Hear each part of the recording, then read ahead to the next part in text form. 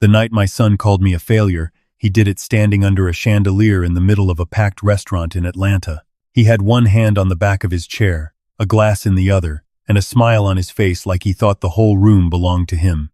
Then he looked straight at me and said, "You're the reason I learned what failure looks like." Nobody at that table stopped him. Victor Hayes leaned back and smiled into his wine. Linda stared down at her plate.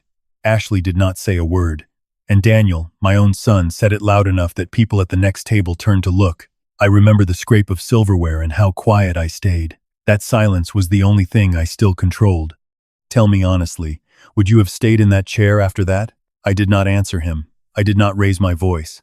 I did not give Victor the satisfaction of seeing me lose control in public. I set my napkin beside my plate, stood up, and walked out of that restaurant without looking back. I could feel people watching me all the way to the door. Daniel was still talking behind me, still certain he had won something. He had no idea the evening had already turned. Outside, the air felt cooler than it should have. Atlanta traffic moved past the curb, and for a few seconds I just stood there. I had spent years in construction.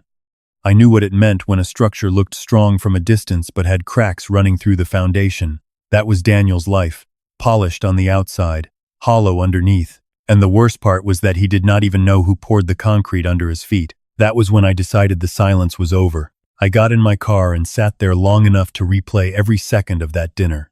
Daniel had spent most of the evening talking about Carter Dynamics, like he had pulled it out of thin air with nothing but brilliance and nerve. He talked about expansion. He talked about investors. He talked about market confidence. He talked about the BMW parked outside and the penthouse he lived in at Riverstone Towers. Every sentence carried the same message. I did this myself. Victor encouraged every word. That's what drive looks like, Victor had said. That's what leadership looks like, he said a little later.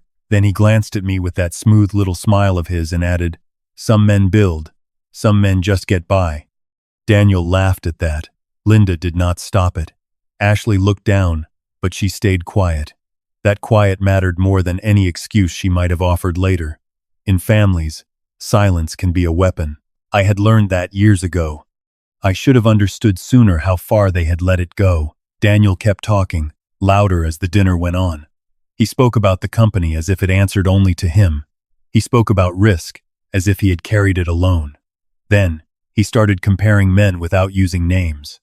A real man, a modern man, a man who did not settle, a man who knew how to create wealth. He never said Victor's name in those lines, but he did not need to. He never said mine either, until he finally stood and made sure nobody could miss it. "You built nothing anybody remembers," he said. "I built a future. There are moments when a son does not just insult his father, he erases him. That was one of them. I drove home without the radio on. I did not need noise. I needed order. By the time I turned into my driveway, the decision had settled in my mind completely. This was not anger. Anger passes. This was recognition. Daniel had mistaken support for weakness, structure for background, and patience for surrender. He had been living inside a system I designed, financed, and protected. He believed it was his because I had never corrected him in public. That was my mistake. Inside the house, I went straight to my study. I unlocked the bottom drawer of my desk and took out a thin leather folder I had not opened in months. The folder held copies, not everything. Just enough to remind me that I had not imagined any of it. Corporate structures, trust records, property filings, asset management agreements, clean pages, plain language, a whole life hidden inside paper. I laid them on the desk and looked at them. Paper does not argue. Paper does not get emotional. Paper simply waits. A few minutes later, I called Margaret Lewis. Margaret had been my attorney for years. She was careful, precise, and never impressed by money or noise. When she answered, I said, "I'm done waiting." She did not ask what happened at first. She only said, "Do you want me to activate what we discussed?" "Yes." There was a short pause. "Are you certain?" "I have never been more certain." That was all she needed. We had put the structure in place years earlier, not out of spite, and not to trap Daniel. I did it because I knew my son. Daniel was talented, no question. He had energy and could sell belief to people who wanted something to believe in. But he also loved appearances. 6 years earlier, when Carter Dynamics needed real funding to become more than a name and a pitch, I made a choice. I built the support under him without putting my name on top of it. Maybe you see that differently. Maybe you think I should have told him everything from the start. I did not. And there were reasons. By then, Daniel had already started pulling away from me.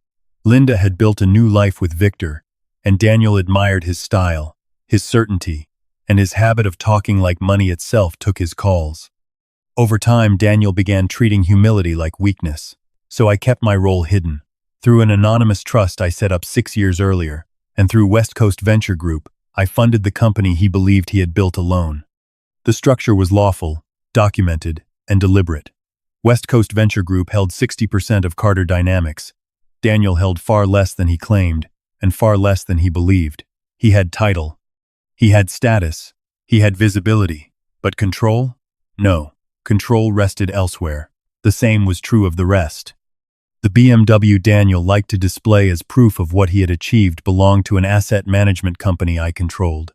The penthouse at Riverstone Towers was part of a building I had bought as an investment years earlier. Daniel's lease depended on his continuing position at Carter Dynamics. Even Victor, for all his smug advice at that dinner table, had been receiving large monthly consulting fees from a stream of money tied back to the same structure. The worst part was this. Daniel had accepted all of it without ever asking hard questions. He liked the image of self-made success so much that he never checked what was holding it up. Margaret and I went over the sequence calmly. I did not want chaos. I wanted consequence. There is a difference. One step at a time, I told her. That is cleaner, she said. It's also clearer. Monday would be the vehicle. Tuesday would be the company accounts and access. Victor's consulting arrangement would end at the same time. Wednesday would bring the notice on the penthouse. Not because I enjoyed the timing, but because collapse teaches faster when illusion has no time to rebuild itself between hits. Margaret said, "Once this starts, it will move quickly." It should. After we hung up, I sat in the study a long time with the folder open in front of me. I thought about Daniel as a boy. He had not always been like this. Somewhere along the way, he decided money meant authorship and comfort meant entitlement. At the restaurant, Victor had raised his glass and said, "To men who know how to move forward." I remember Linda saying nothing, and I remember realizing that if I kept protecting all of them from the truth, then I was helping the lie survive. Would you have trusted him after hearing what I heard that night? Near midnight, I closed the folder, locked it away again, and turned off the light in the study. The house was quiet. My phone sat on the desk, face down, not ringing. No apology from Daniel. No message from Linda. No attempt from anyone to explain what had happened. That told me more than words would have. By morning, the plan was already in motion, and none of them knew the ground under their lives belonged to me. Monday morning began with a phone call Daniel never expected.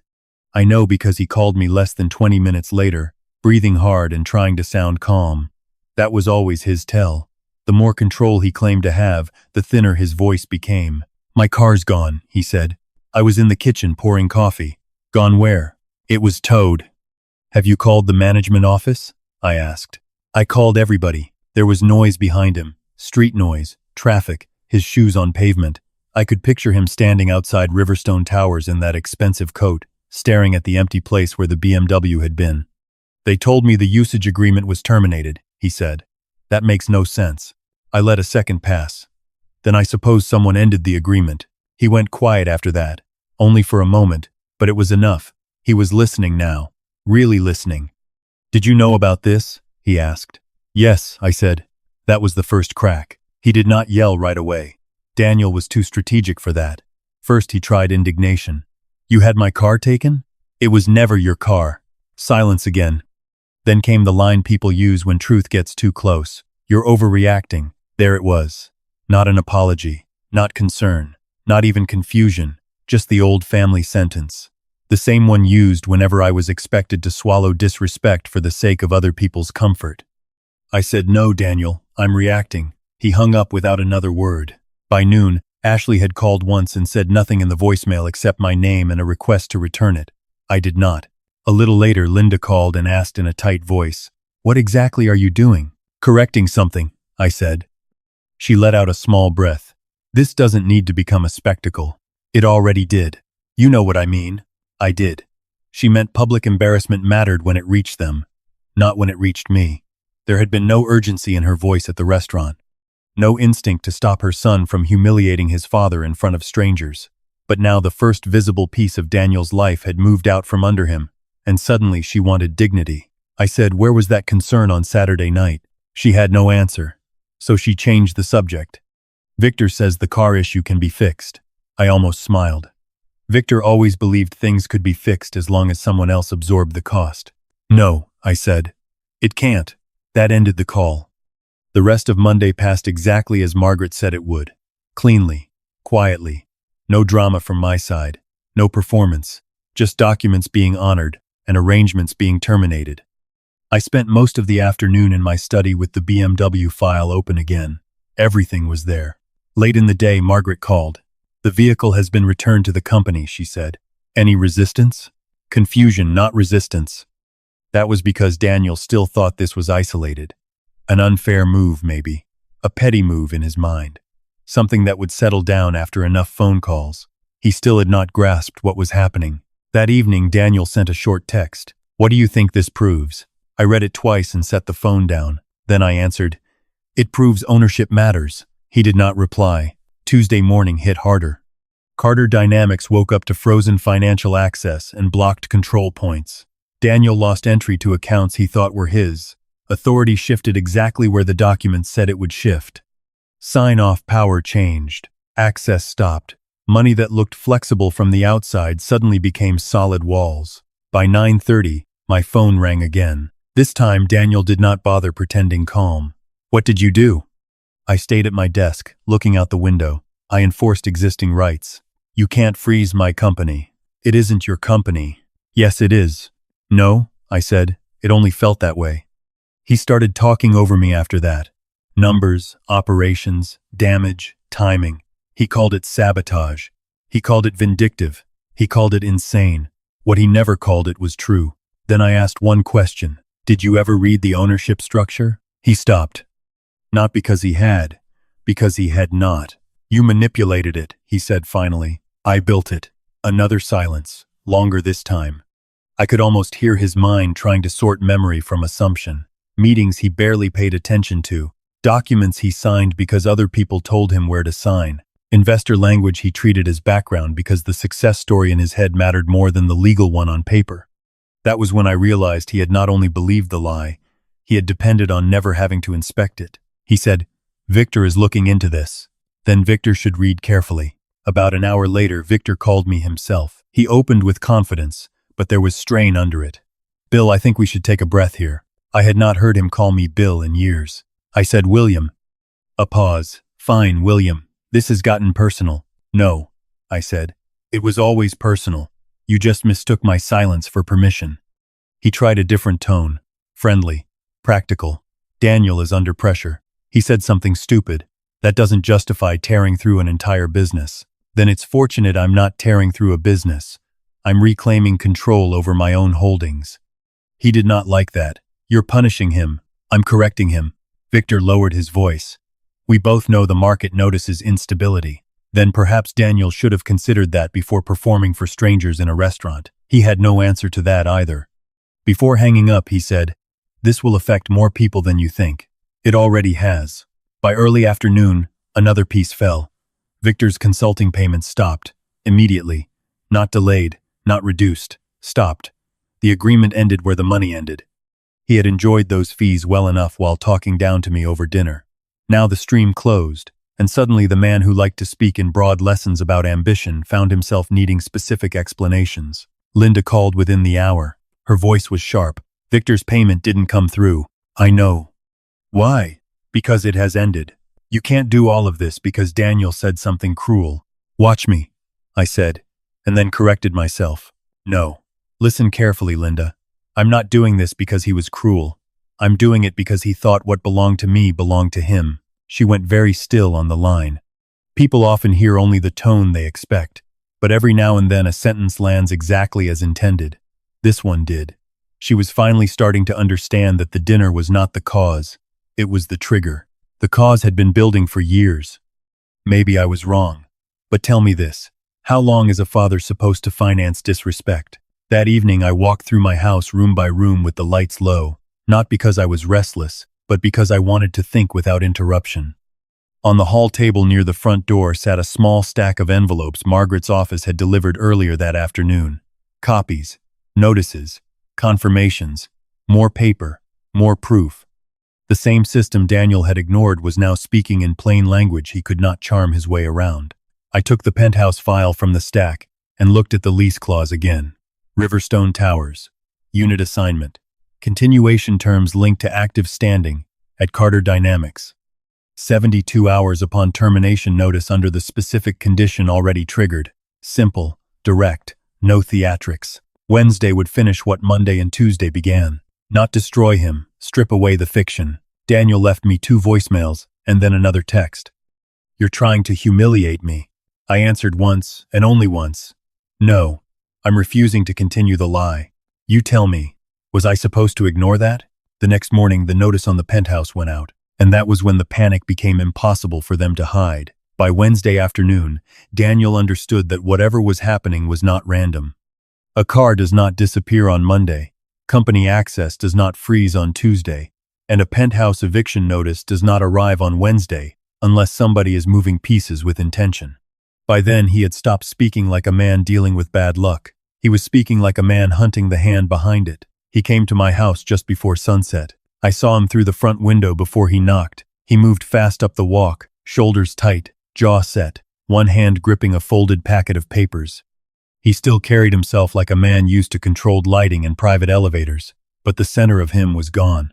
Confidence has a sound when it breaks. It sounds like a fist on a front door. I opened it before he could knock a second time. "What did you do?" he said. "No," I said. "Come in." He stepped inside without waiting. He looked around my entry hall like he had not been there in years, which was close enough to true. Some sons drift away politely. Daniel drifted away by deciding he had outgrown the place that raised him. He held up the papers in his hand. 72 hours? A lease termination? Are you out of your mind? I closed the door. "Sit down." "I'm not sitting down." "Then stand," I said. "But listen." We went into the study. He had probably never paid much attention to that room before. Most people don't until they realize paper can change their life. The desk lamp was on. The leather folder sat open. Beside it were several neat stacks of documents Margaret had prepared, tabbed and marked in plain sequence. Company records, trust materials, property filings, asset management contracts. There was no drama in the room, just evidence. Daniel looked at the papers, then at me. "What is this?" "The truth." He gave a bitter laugh. "You think you can scare me with paperwork?" "No," I said. "I think paperwork will do what your ego never allowed." He hated that. I could see it in his face. But he also saw something else by then. I was not improvising. I was not lashing out. I was calm, and calm scared him more than anger would have. He pointed at the first stack. "Start talking." So I did. 6 years ago, Carter Dynamics needed funding, I said. Real funding, not confidence, not slogans, money, structure, time. He folded his arms. "I found investors. You found a front." His expression changed, only slightly, but I caught it. I turned the first set of pages toward him and tapped the header. West Coast Venture Group, ownership position, controlling percentage 60%. His eyes moved over the page once, then again slower. "That's impossible," he said. "No, you're saying you own my company?"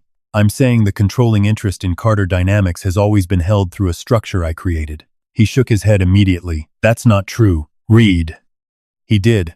Not thoroughly, not at first, but enough to find the words that mattered. 60%, voting rights, control provisions, management authority. Each time his eyes caught one, his face hardened further. He had seen versions of these things before.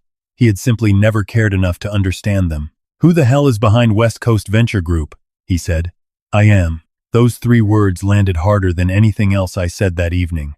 He looked up at me, and for a second I saw something I had not seen in him since he was young. Plain disbelief, stripped of performance. "No." "Yes." He threw the packet in his hand down on my desk. "Why would you do that?" "Because your company would not have survived without it." "You should have told me." "I would have, when you were ready to hear it without turning it into a costume." He stared at me. "A costume?" "Yes," I said.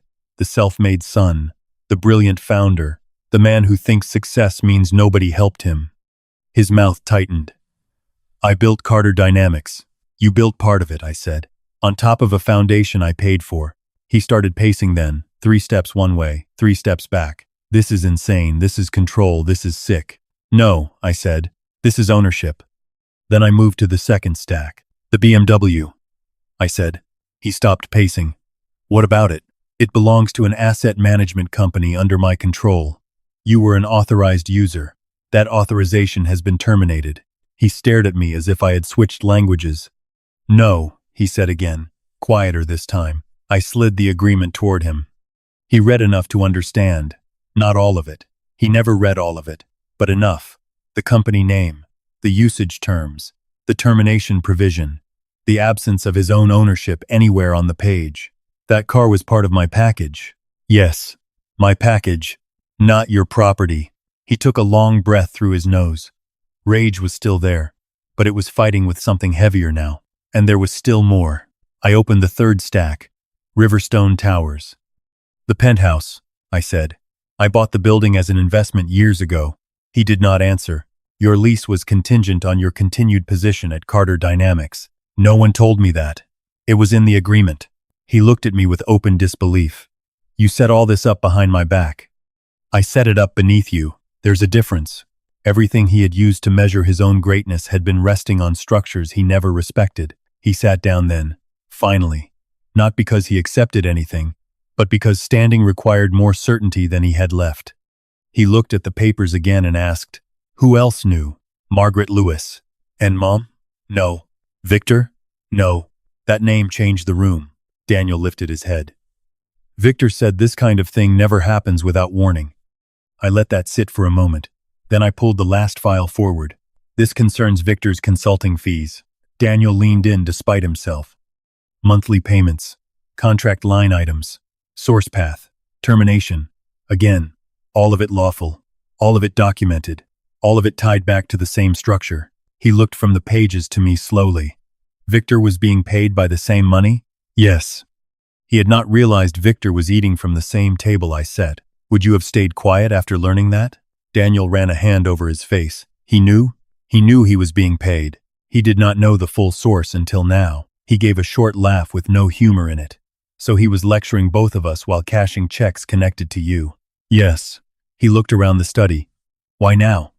I answered that plainly. Because on Saturday night, in front of strangers, you stood up and called me a failure while living inside a life you did not actually own. He opened his mouth, then closed it again. I continued. You wanted me to sit there and accept that. You wanted me to protect the lie even while you used it to bury me. His voice dropped. So this is revenge. No, I said. This is the end of subsidy. That sentence stayed between us a long time. Then he tried one last angle. What do you want? The truth recognized. And then? Then you start over. He looked at me as though I had sentenced him. With what? He asked. With work, I said. Real work. Something that belongs to you because you actually earned it. He stood up too quickly, knocking the chair back a few inches. You can't just strip everything away. I can take back what is mine. You're my father. Yes, I said. And that is exactly why this should have mattered to you sooner. He looked at the documents one last time, but not like a man preparing to fight them, more like a man realizing they had been there all along. Then he gathered none of them, took none of them, and walked to the door. At the threshold of the study he stopped. Was any of it ever mine? He asked without turning around. That was the only honest question he asked all night. I answered honestly too. Only the part you built yourself. Find out how much that is. Maybe you see it differently. But what was I supposed to do then? He left without slamming the front door. Sometimes that is how you know a person has finally run out of certainty. And after he was gone, the house felt quieter than it had in years. The next few days did not unfold like a public scandal. There were no scenes in my driveway. No shouting on the lawn. No dramatic speeches. What happened was quieter than that, and in some ways worse. When people lose what they thought was theirs, the first collapse is private. It happens in phone calls cut short, in rooms they no longer control, in faces they can no longer read with confidence. Daniel called twice the next morning. I did not answer the first time. I answered the second. He said, Ashley is asking questions I can't answer. That sounds overdue. He ignored that. The company staff is panicking. Then you should tell them the truth. What truth? That you never held control. He made a sound like he wanted to argue and did not know where to begin. You don't understand what this looks like. I almost stopped him there, but I wanted to hear how he would say it. What does it look like, Daniel? He took a breath. It looks like I lied. There it was. Not the whole truth. Not remorse, but a beginning. I said, then stop protecting the appearance and deal with the fact. He went silent. For years, everyone around him had treated appearances as if they were substance. The car, the address, the company title, the language of ambition. Victor praised it. Linda protected it. Ashley lived inside it. Daniel wore it so long he forgot it could be removed. That was the moment he started understanding what I had really taken back. Not just money, narrative. Later that day, Victor tried one more time. His number came up on my phone just after noon. I considered letting it ring out. Then I answered. This has gone far enough, he said. Has it? Yes. Daniel is under pressure. Linda is upset. Ashley is beside herself. You've made your point. I stood by the window in my study and watched a crew across the street replacing a section of roof on a neighbor's house. Good workers. Measured movements. No wasted motion. I haven't made a point, I said. I've enforced a boundary. He changed tactics quickly. You're hurting the family. No, I said. I'm refusing to fund disrespect. He let out a frustrated breath. People say things at dinner. They get heated. People reveal things at dinner too. Daniel didn't mean it.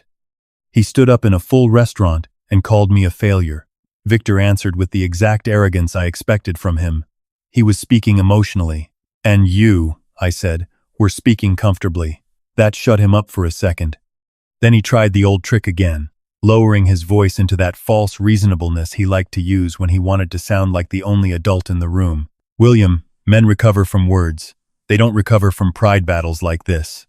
This was never about pride, I said. That's your mistake. Pride needs witnesses. I'm doing this because the truth matters whether anybody sees it or not. He had nowhere left to go after that. Before ending the call, I added, your consulting fees are over. Permanently. His answer came too fast. That arrangement was legitimate. I know, and now it's over. He started to say my name, but I hung up. That still was not the worst consequence. The worst consequence was what happened inside Daniel's own mind once the excuses started running out. Without the car, the office authority, and the penthouse security, he had to look directly at the one thing he had avoided for years, the difference between being celebrated and being established. Many people never learn that difference until everything gets stripped back to first principles. Daniel arrived again that evening, but not like before. No pounding on the door, no demands. He looked tired. More than tired, really. He looked reduced. Ashley was not with him. Victor was not with him. Linda was not with him. For once there was no audience. I let him in. We stayed in the front room this time, not the study. He remained standing near the fireplace for a while, then sat across from me. His hands were empty. He said, Did Mom know anything? No. She believes this is all because of the restaurant. She would. He nodded once, almost to himself. Ashley thinks I should fix it. That would require understanding it. He looked at me sharply, but he did not push back. He was too tired for vanity. Then he asked, Was I overreacting when I thought something was off from the start this week? I watched him for a moment before answering. No, you were just late. He gave a short, dry laugh at that, and it surprised both of us. For a few seconds he looked younger. Not softer, just less arranged. Then he said, What exactly am I supposed to do now? That question mattered, because it was the first time he had asked without accusation in his voice. I answered him the same way I had before, but slower. You find work, real work. Not title, not image. Work. You build something you can explain from the ground up without leaving out the part where somebody else paid for it. He looked down at his hands. And if I don't? Then you keep living inside stories until someone else takes those away too. He absorbed that without speaking. There are moments when a father can see the road ahead for his child very clearly and still know he cannot walk it for him. I had crossed that point with Daniel long ago. The problem was that I kept paying for the illusion that I had not. Maybe you would have handled it differently. But would you have given him everything back after that? He sat there another minute, then asked the only question that suggested he was finally beginning to think straight. Did you ever plan to tell me? Yes. When? When there was enough character in you to carry the truth without turning it into self-worship. He closed his eyes for a second. That landed. Good. It was supposed to. I don't know what to say to that, he said. You don't need a speech, I told him. You need a beginning. He left soon after. No apology. Not yet. I did not expect one. Some people confuse apology with loss of status. Daniel had not yet learned that admitting the truth is the first real form of strength many men ever practice. The next call came from Linda. It was late afternoon, and the first thing I heard was strain. Not anger this time. Fear. Victor's payments are gone, she said. I know. We counted on that income. I sat at my kitchen table and waited. She continued, the mortgage is tight without it. There it was. Another structure built on money whose origin they had never respected enough to examine. She said, we could lose the house. I did not answer immediately. Not because I was surprised. Because I was not. Victor had loved the image of success too. He had enjoyed advising my son, elevating himself, and lowering me in the same breath, all while accepting checks tied to assets he never understood. He mistook access for merit, just as Daniel had. Linda's voice softened. William, please. That word carried years inside it. History, habit, expectation. She knew exactly how to use the tone of an old life when she wanted rescue from me. I said no. She fell quiet. Then she tried again. You would let this happen? I'm not causing it, I said. I'm refusing to keep carrying it. This is still family. No, I said. Family was the thing none of you remembered at that restaurant. She inhaled sharply. So that's it? One dinner and you turn your back on everyone? It wasn't one dinner. It was years. The dinner only removed the last excuse. She began to say Victor had not meant any harm, that Daniel was stressed, that people say foolish things, that I was making permanent decisions in anger. I let her finish. Then I gave her the truth in the plainest terms I had left. Your life with Victor is not my responsibility. Was I supposed to rescue that too? She said my name again, but now it sounded smaller. I added, neither is the house. That conversation ended the same way the others had ended. No resolution. No dramatic reconciliation. Just reality. Spoken clearly. And once reality enters a family, some relationships do not survive it in the form they had before. After Linda's call, the house went quiet again. I stood in the kitchen for a while with the phone still in my hand, then set it down and looked out into the backyard. Late light was settling over the fence line. Just an ordinary evening after several days that had stripped pretense from nearly every person tied to my name. I thought about calling Margaret, but there was nothing left to manage. The legal work had done what legal work is supposed to do. It clarified ownership. It enforced terms. It ended dependence disguised as success. The rest was not a matter of law. It was a matter of character, and character does not change because a document tells it to. For a long time, I had believed patience would be understood eventually. I thought silence might protect dignity. I thought a father could support from the background and still be respected when the time came. I was wrong about that. Support without boundaries teaches the wrong lesson. It tells people the floor will keep holding no matter how hard they stamp on it. It tells them the source of their comfort does not need to be honored. I had spoken now, and nothing in me wanted to take a single word back. I still wonder what you would have done with a son like that. The next morning, Daniel called once, then sent a message asking if he could come by. I told him yes. When he arrived, he looked different again. Not broken, but changed in the way a man changes when he has spent several nights without the usual stories to sleep under. We sat at the dining table this time. No folder between us, no display. The papers had already done their work. He said I left Riverstone. I nodded.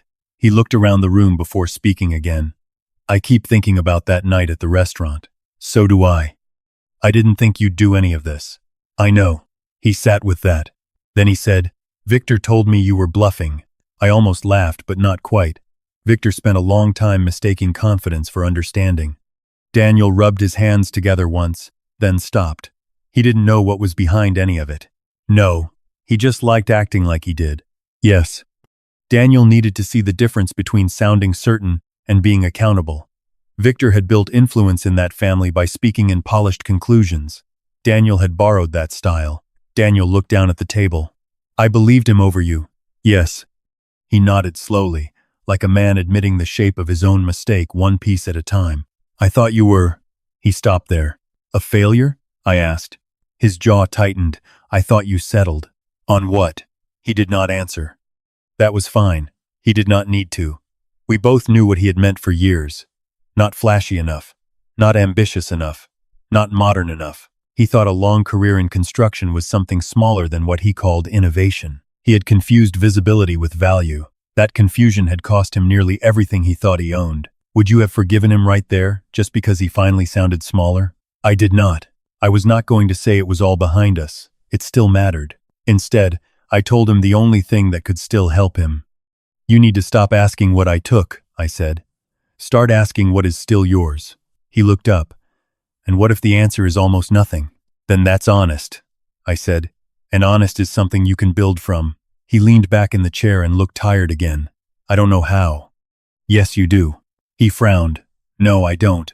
You do, I said. You just don't know how to do it without being admired while it happens. That landed harder than he expected. Good. He needed truth now, not comfort. For a while, neither of us spoke. Then he asked, "Are you done?" That was another honest question. Yes, I said. I'm done supporting your life financially. He absorbed that without flinching this time. I'm not going to restore the car, I continued. I'm not reopening what has been closed. I'm not putting you back in Riverstone. And I'm not stepping in so you can continue pretending this was all yours. He nodded once. No argument, I added, but I am also not stopping you from building something real. His face changed slightly at that. Not relief, something quieter. That's more than I deserve, he said. I did not answer that. After a moment, he stood up. I don't expect you to trust me. I don't. Another nod. Another truth accepted. At the door, he paused. I was wrong about you. I looked at him for a long second, then said, You were wrong about yourself too. He left with that. I did not stop him. I did not call him back. The path ahead was his now, and for the first time in years, it was really his. A few days later, Linda called again. Her voice was strained in a different way than before. Less anger, less certainty, more plain fear. William, she said, please reconsider. No, Victor has no replacement income yet. That is not my concern. We are in trouble. I know. She kept talking about the housing pressure and the unfairness of the timing. I listened until she finished. Then I answered carefully. Linda, your life with Victor is not my responsibility anymore. There was a long silence. Then she said, You really mean that? Yes. Another silence. She was finally understanding that my role in that old arrangement had never been recognized until it was withdrawn. She asked one more question. So you're just done with all of us? No, I said. I'm done being used by all of you. That was the truest thing I had said to her in years. She did not argue after that. When the call ended, I set the phone down and walked to the study. The leather folder was still in the drawer where I had kept it. I took it out one last time and placed it on the desk. The same documents were inside: company, car, building, agreements, filings, proof. In the end, they served a simpler purpose. They told the truth.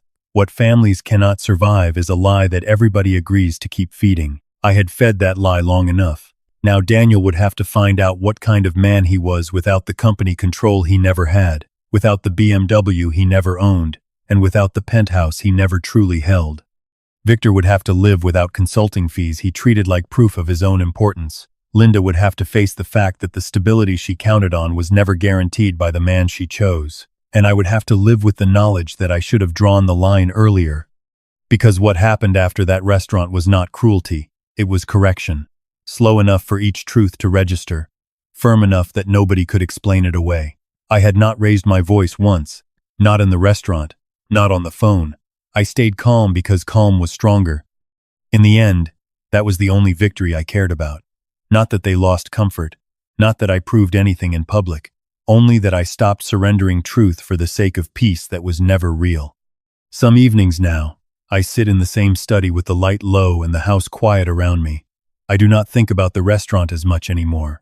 I think about structure and foundations. Sooner or later, something has to be reinforced or removed. I chose removal. And for the first time in years, the silence in my house belongs to me. That was enough.